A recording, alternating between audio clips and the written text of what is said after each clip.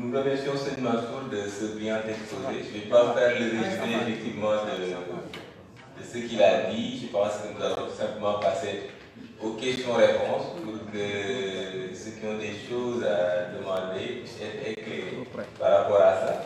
Je pense en attendant que Dame prenne les questions. Moi, j'avais effectivement une question pour Toumani. Qui est que, au-delà, effectivement, dans son exposé, au-delà des objectifs et des méthodes de l'éducation pour un système éducatif performant, son expérience montre effectivement que le système éducatif, de manière générale, a des objectifs, a des méthodes qui sont extrêmement mouvants et qu'aujourd'hui, donc, pour les objectifs, on est parti formation à la citoyenneté, etc. Une formation qui fait le focus aujourd'hui dans les grands pays sur l'ingénierie de pointe, le digital, l'informatique, etc. Et nous savons aussi que Seigneur Mansour Sy Djamil a souvent couramment évoqué la question d'une élite intellectuelle au Sénégal que nous avons qui ignore la production intellectuelle qui est essentiellement arabophone, produit au Sénégal. Cette élite intellectuelle qui ignore cela, moi ma question effectivement à Toumani, c'était comment est-ce que cette élite-là peut s'approprier à travers le système éducatif qu'on peut envisager cette production intellectuelle-là, essentiellement arabophone, qui est ignorée par nos élites, effectivement, et quel apport en termes de performance, l'appropriation de ce savoir ignoré-là peut donner effectivement à l'élan éducatif au Sénégal de manière générale. Merci Saliou. Et avant de passer la parole aux intervenants, et je vous précise que la liste pour ceux qui souhaitent intervenir, la liste est ouverte.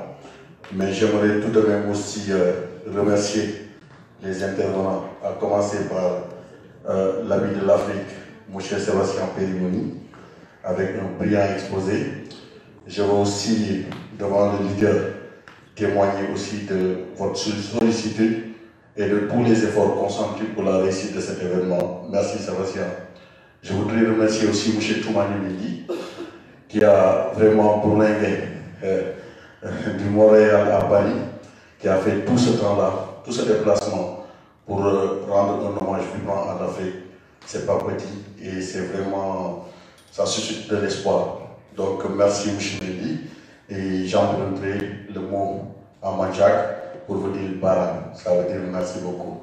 Je voudrais aussi remercier. C'est un ami, c'est un frère, comme je l'ai dit tout à l'heure.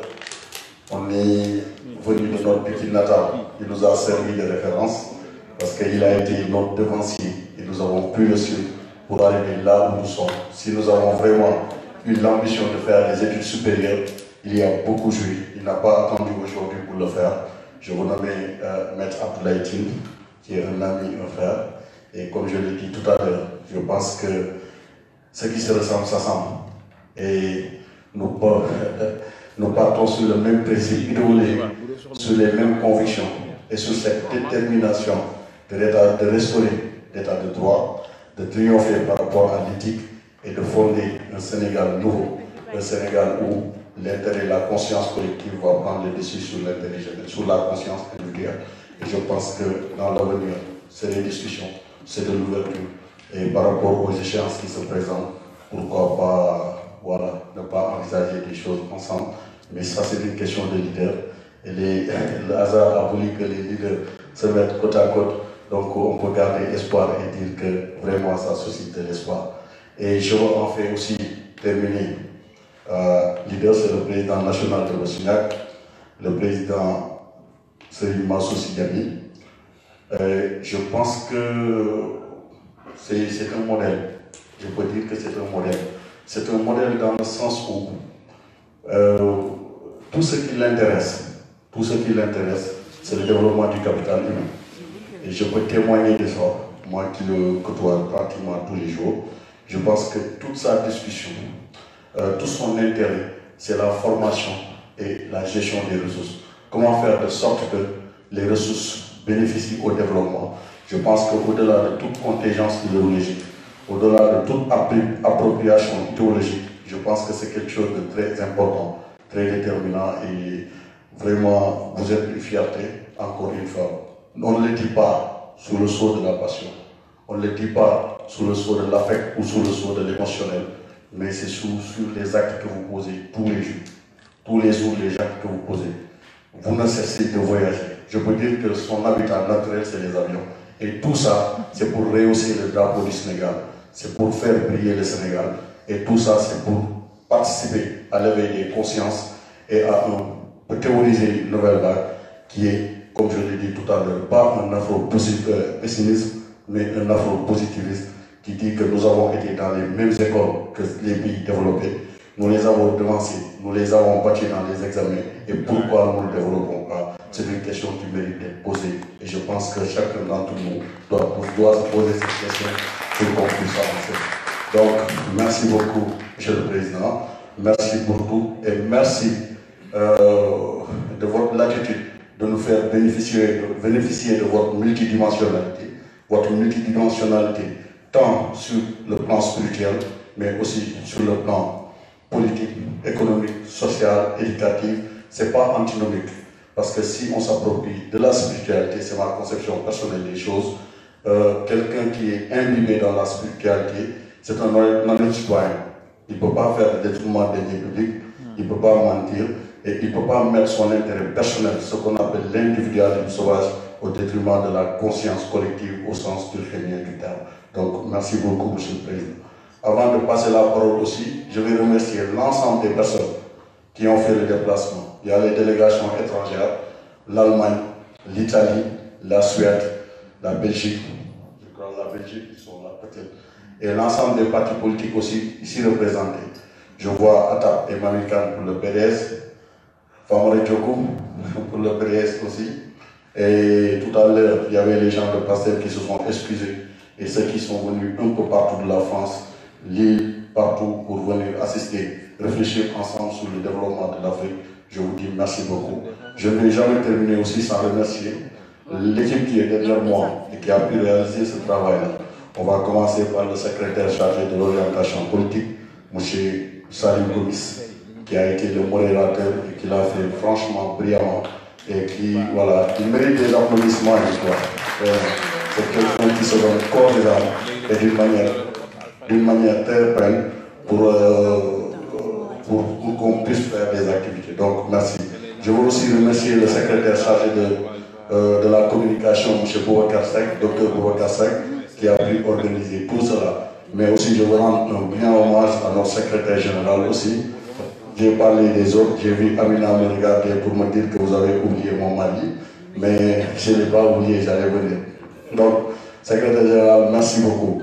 Merci aussi au professeur Bakary Sissoko. Je vous demande de l'applaudir parce que c'est quelqu'un aussi qui se donne corps et âme pour vraiment, pour l'Afrique en quelque sorte. C'est le patron du site, comment il s'appelle encore, appelez-moi, icrono.fr, un professeur de culture, de langue, de communication, mais quelqu'un qui fait aussi beaucoup d'œuvres humanitaires et il ne faut pas qu'on le dise. Donc merci M.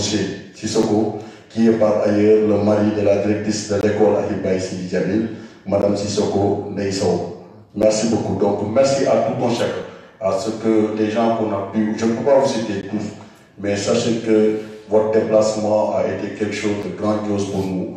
Merci, merci, merci encore. Merci à Dieu Touré, je ne peux pas l'oublier, parce que c'est la commission finance.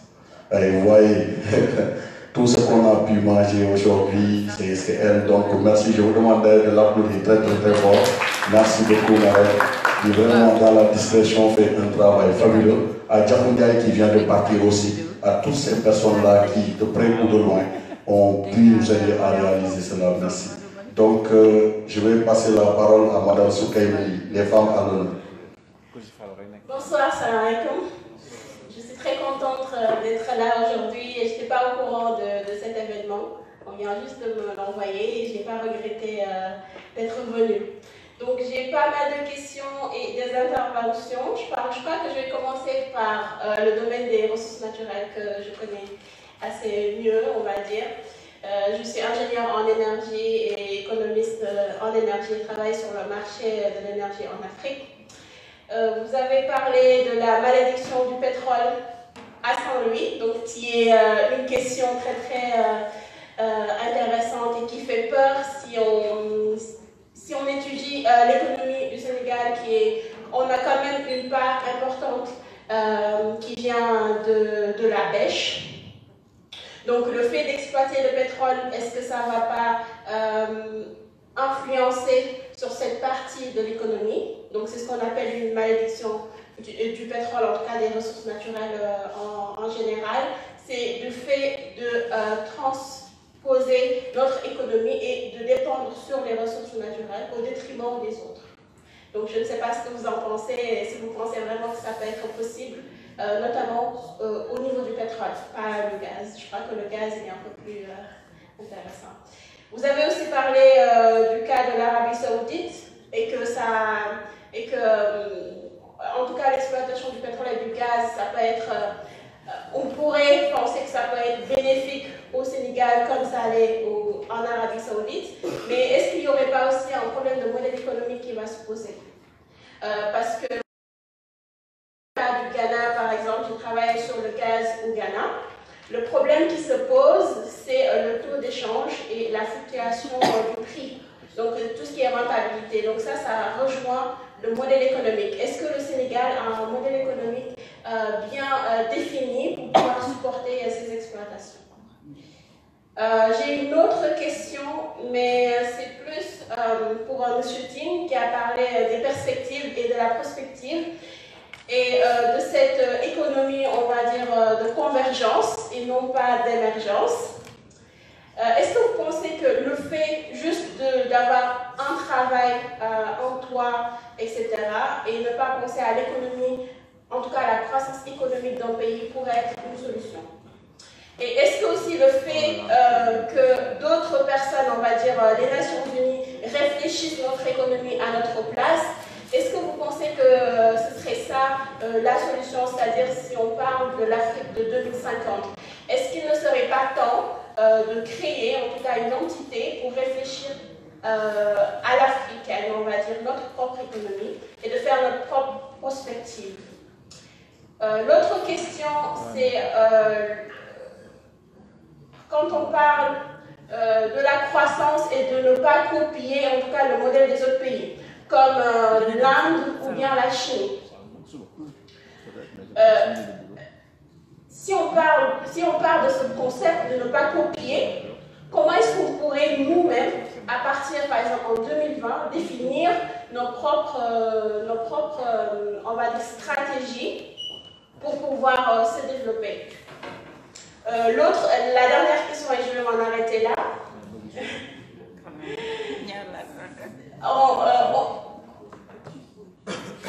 On a remarqué qu'au niveau des instances, quand il y a les négociations, par exemple, la France ne va pas négocier pour elle-même. Il y aura l'Union européenne qui va négocier pour l'Union européenne. Est-ce que ça, ce n'est pas un inconvénient pour les pays africains aussi, parce que chaque pays ne peut pas réfléchir pour lui-même? Donc, est-ce qu'il ne serait pas temps de créer une communauté africaine qui va représenter l'Afrique en entière et pouvoir définir leurs lois et objectifs? Merci. Merci beaucoup, Madame Soukaïbeli. Monsieur Famara Djokou.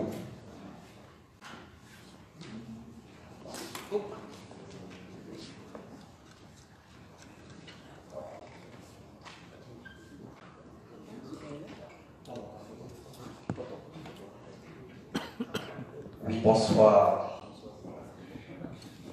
Merci à toute l'assistance. Merci aux intervenants. Merci aux panélistes. Je suis personnellement et particulièrement heureux d'être parmi vous. Particulièrement à Maître Tim, à qui nous avons organisé pas mal d'activités, aussi à notre aîné et exemplaire Serigne Mansour Sy, et mon grand frère Mendy Toumani, qui a aussi œuvré effectivement dans ces publications. C'est dommage que, merci aussi à M. Sébastien, j'avais des engagements à honorer pour des raisons d'une organisation politique. Nous avions une réunion du Parti démocratique sénégalais aujourd'hui. J'ai demandé à être libéré afin de prendre part à cet événement. Monsieur Tine, je voudrais apporter effectivement ma pierre à l'édifice et vous demander, vous poser une question également, parce que les autres ont intervenu à mon absence.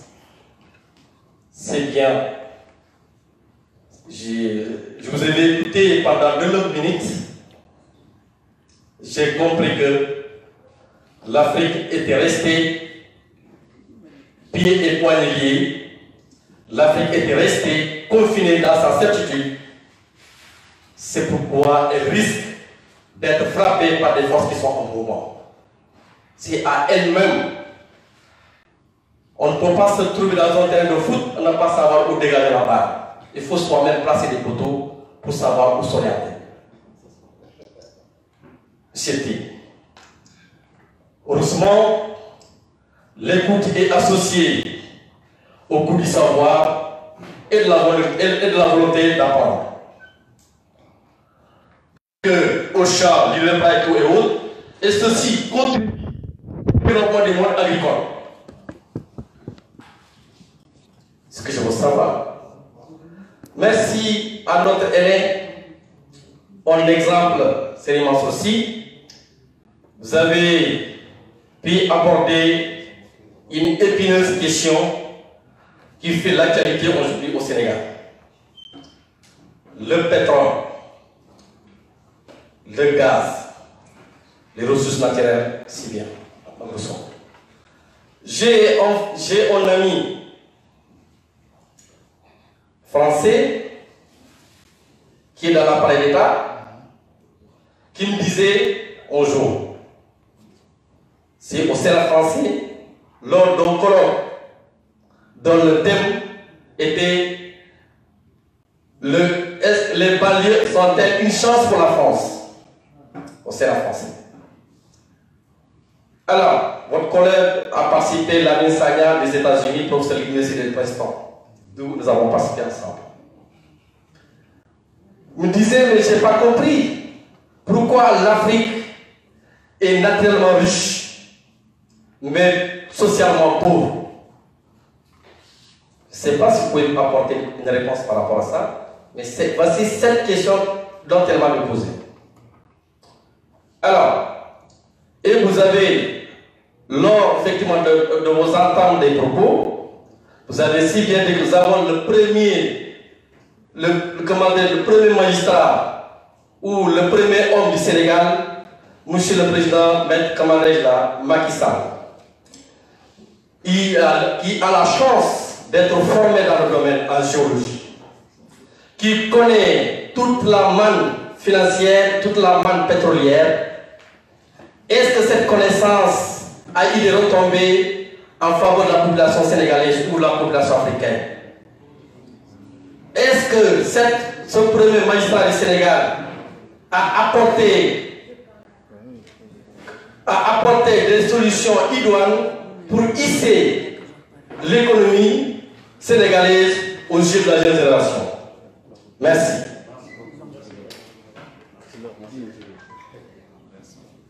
Donc je vais remettre la parole à le professeur Bakary Sissoko.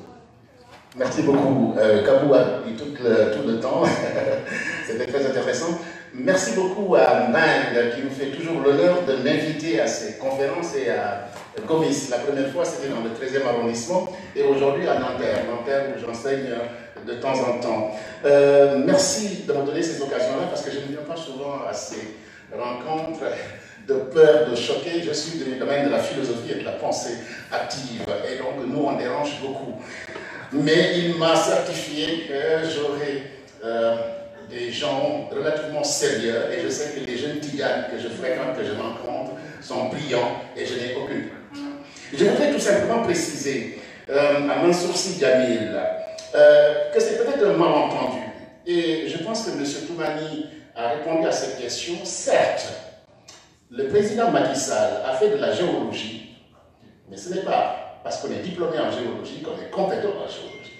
Il a la compétence pour vendre le pétrole et mettre en fait une filière familiale autour de ce pétrole. Macky m'a dépensé une année ou deux. J'étais avec Abdoulaye Baldé, que vous connaissez très bien, Tafa Diagne, qui avait fait l'Institut des sciences de la Terre, qui a été créé par un ami, Michel Rollet, qui est décédé, de Besançon, etc. Donc je connais très bien comment il a commencé. Après, je l'ai perdu de vue, Macky Sall. Macky a fait de la géologie, de l'Institut des sciences de la Terre, mais n'est pas un bon géologue. Je vous le dis sans animosité. Sans animosité, mais un très bon commerçant. Et parce que le Sénégal ne profite pas du tout de la manne financière qui va hériter de ce pétrole. Et vous l'avez si bien dit dans la citoyenneté canadienne, notre difficulté au Sénégal, c'est qu'est-ce que le Sénégalais? Qui est le citoyen sénégalais? Il est question ici de travailler ce qu'on appelle la mentalité sénégalaise. Le préparer à quoi? À décider, à se choisir, à se frayer un chemin. Si nous ne le faisons pas, nous allons beau être dans le paradoxe africain et sénégalais, comme l'a dit M. Mansour Sy Djamil, mais ce paradoxe sera toujours quelque chose qui va nous freiner. Parce que nous avons tout, et Gakou vient de le dire, mais nous n'arrivons pas à décoller. Quel est le chaînon manquant? Qu'est-ce qui pêche? Qu'est-ce qui pêche? Mais on n'ose pas se poser ces questions-là, se reposer une de du partout. Mais il faut qu'on pose ces questions. Nous avons tout. Nous avons des érudits ici, il n'y a que des intellectuels. Regardez cette jeune fille. Moi, je ne la connais pas, je ne la connais pas. Technicien dans son domaine, technicien dans mon domaine, technicien dans votre domaine. Unissons, mutualisons nos compétences, peut-être que nous allons émerger ou converger, le terme que vous voudrez, etc. C'est ce que je voulais dire sur Macky Sall, un très bon commerçant, mais un mauvais géologue. Sur M. Tine, vous avez parlé, vous avez posé la question fondamentale du partenariat. L'Afrique, votre question est dense, c'est le partenariat. Que faire? Quel type de rapport devons-nous entretenir avec les autres? Les Américains parlent de win-win, c'est la nouvelle théorie. Gagnant-gagnant. Gagnant-gagnant. Mais pour gagner, il faut savoir qui vous êtes, sur quoi vous vous êtes basé. Monsieur Tine, un philosophe, un apprenti philosophe, s'est inspiré du modèle cartésien de la fondation. Si vous voulez mettre des étages, il faut que la fondation soit solide. Et regardez très bien le Sénégal, les fondations sont mauvaises et les appartements coulent. Je fais une digression exprès. Regardez les maisons au Sénégal. Dès gagner l'auto, nous devons un étage. Fait que fondation n'est pas haute. Dans tous les domaines de la pensée, la fondation est radicale. Je plaisante, mais je suis sérieux. Hein? Je suis un bon pédagogue. Voilà. Et la fondation, si elle n'est pas sérieuse, rien ne va. M. Tine l'a bien dit. Donc le partenariat est extrêmement important. Il m'a appris quelque chose que je ne connaissais pas, parce que je me bats contre des intellectuels qui s'appellent Fenouine, Alain Makambo, Achille Mbembe, qui était tombé malade parce que je devais affronter le 26, mais il n'est pas venu, il est tombé malade, on lui souhaite un prompt rétablissement et on va l'attaquer. Parce que brillants intellectuels, mais qui oublient des chaînons manquants. Ils veulent la circulation, la libéralisation des frontières, mais ils oublient l'éducation et la formation. C'est ce que vous avez très bien dit.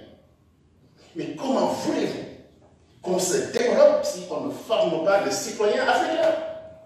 Mais ce n'est pas possible, les gars, ce n'est pas possible. On perd son temps. Toumani, monsieur Mendy, je vais vous critiquer. Ce n'est pas une critique, mais c'est une contribution tout simplement. Vous avez parlé effectivement de la formation active, très intéressant. C'est du Socrate. Socrate, quand il vous interroge, c'est la théorie de l'entonnoir. Il vous interroge et vous amène à l'essentiel. Cet essentiel-là, vous devez le travailler de façon pragmatique. J'ai des amis qui enseignent à l'université de Dakar et à Ziguinchor, à qui j'ai un peu sur des sujets sur la parentalité, des sujets qu'on n'enseigne pas souvent au Sénégal, sur la parentalité, sur l'échec scolaire, etc., etc. Ce sont des détails. Je n'aime pas l'échec scolaire, la réussite scolaire. Je leur dis enseigner ces sujets-là, l'informatique, les langues nationales de Boris Diop, que j'aime beaucoup, Boris, vous savez, il y avait un petit débat intellectuel entre Boris et Souleymane Bachir-Diagne qui a été mon professeur de logique. J'étais du côté de Boris, même si je respectais Souleymane Bachir-Diagne. L'éducation, monsieur, de base est importante en langue nationale. On a occulté aussi, et c'est Mbeng qui m'a envoyé chez les Moustachida pour parler effectivement du système éducatif africain. Et dans mon travail, j'ai repéré les daïras. Mais j'ai pensé aux daïras de Koki. J'ai pensé à Fastouré. Dans mes recherches, j'ai retrouvé effectivement des bribes de pensée comme ça sur les daïras, les enseignements religieux où effectivement les mathématiques, le droit, le savoir était enseigné. J'en étais ignorant, je vous l'avoue. Mais depuis, je travaille beaucoup et avec les jeunes tidianes que je rencontre occasionnellement chez moi, on discute, on m'enseigne des petites choses comme ça et je commence à être très bon là-dessus. Je suis plus fort en patrologie, les pères de l'Église, qu'en Coran, etc. C'est notre formation africaine teintée à l'Occident. Monsieur Cheminade, très intéressant, mais il faut oser attaquer Cheminade. J'aimais beaucoup écouter Cheminade. L'Afrique a besoin des gens comme Cheminade. Mais c'est vrai qu'il est tellement atypique qu'on a peur de l'écouter. Mais moi, j'aime beaucoup l'écouter. Parce que tout simplement, il a des idées fécondes et je pense que je continuerai effectivement à l'écouter. Excusez-moi. Merci, M. Sissoko. Donc, on va prendre un intervenant, Youssou Diagne, et après, on va laisser aux intervenants le soin de répondre et on continue après. Bonjour tout le monde. Moi, je m'appelle Youssou Diagne, je suis un ami à l'ensemble de cette auditoire. Marine Gomis et même Tine aussi, on a fait nos classes ici à Paris ensemble. On est là depuis assez longtemps d'ailleurs.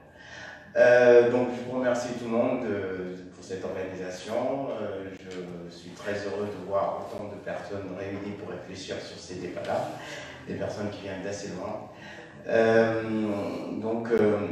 En fait, c'est des sujets que j'avais abandonnés depuis plus de 8 ans pour me concentrer sur ma carrière personnelle et sur ma famille. Et donc, après 8 ans, ce qui m'a marqué, c'est qu'en fait, moi, personnellement, à mon échelle, j'ai pu réaliser qu'en fait, c'est les mêmes sujets. Aujourd'hui, je suis dans un cabinet d'analyse et du coup, quand on analyse au Sénégal, on a ici peut-être une centaine de personnes. Je suis sûr que sur ces 100 personnes, il y aura 100 bonnes idées. Aujourd'hui, de cette émergence, de cette conférence, il n'y a que des bonnes idées. Donc, c'est là que vient ma question. Depuis l'indépendance, je ne peux pas penser qu'il n'y a pas eu au moins 5 voire 10% des Sénégalais qui ont la capacité de développer ce pays, la capacité de pouvoir faire avancer ce pays. Pour moi, il faudrait qu'on aille plus loin. Et ma question va venir. C'est que on a des gens qui ont défini des stratégies. Aujourd'hui, une stratégie très simple. Il y a M. Sébastien qui a parlé des lignes ferroviaires. Donc, il y a M. Toumani qui a parlé de l'éducation. Et sur la partie juridique, on a M. Tine qui nous parle de partenariat. Et pour finir, Céline Mansour aussi qui d'ailleurs sur le plan énergétique, qui est très en fait à la mode sur qu'est-ce qu'on a concrètement. On a découvert le pétrole, c'est un sujet majeur. Donc c'est vraiment quelque chose qui peut faire exploser le Sénégal à court terme. Donc c'est 4 bonnes idées. Et donc moi, ma question c'est, il ne manque-t-il pas une synergie? Est-ce qu'il n'y a pas une couche entre les stratèges, et quand je parle de stratèges, je parle des journalistes, je parle des juridiques, je parle des politiques, je parle des universitaires, je parle de tout ce mouvement citoyen qui sont capables de définir des stratégies et qui sont capables de réfléchir. Ce n'est pas simplement eux, c'est tout le monde. Tout le monde est en mesure de proposer quelque chose. Mais comment on met en synergie l'ensemble? Et c'est là où les autres nous battent. C'est qu'ils priorisent. Ils ont une stratégie réelle sur plusieurs années. Et nous, on dit, ah oui, une bonne idée, on va se lancer. Voilà, on part directement. Et donc, pour moi, il y a une couche qui manque. Et j'attends que vous me disiez si je suis dans le vrai ou pas. La question, c'est ça. est-ce que entre les stratégies qu'on a, qui sortent de notre population très érudite, très réfléchie, pas simplement les diplômés, hein. Je suis sûr que les villageois, j'ai une anecdote là-dessus d'ailleurs, mais je n'aurai pas le temps, ou en Côte d'Ivoire, il y a quelqu'un, moi je vais quand même... Il arrive en Côte d'Ivoire, quelqu'un qui dit qu'il veut développer un village ivoirien. Donc on lui pose la question, de quoi vous avez besoin? Et ça c'était l'Europe qui posait. Il dit, moi c'est simple, ça ne sert à rien de me mettre tout ce que vous avez ici comme hôpitaux. Moi il me faut un téléphone qui marche. Parce que j'ai un fils qui est à Abidjan. Si mon téléphone marche, en 5 minutes il me règle tous mes problèmes. Typiquement, ce que je veux dire c'est que tout le monde a des idées. Comment on fait pour décliner ces idées? Il manque une couche de déclinaison. Dans le gouvernement, il manque une déclinaison opérationnelle. C'est-à-dire qu'on a des présidents, on a tout un ensemble de personnes, mais on n'a personne pour décliner, par exemple, dire l'éducation, il faudrait l'améliorer. Mais comment on fait? Quelle est la première étape? Quels sont soyons plus concrets. N'allons pas trop dans les stratégies. Allons dans une stratégie qui est synergique et trouvons des personnes opérationnelles capables de réfléchir sur le step 1, step 2, step 3. Et des steps à granularité fine. Je ne sais pas si je suis clair. Donc, sortons du manque de concret, soyons plus concrets et ayons des étapes claires, précises, déclinables opérationnellement. Et peut-être qu'il nous manque quelqu'un pour faire ça.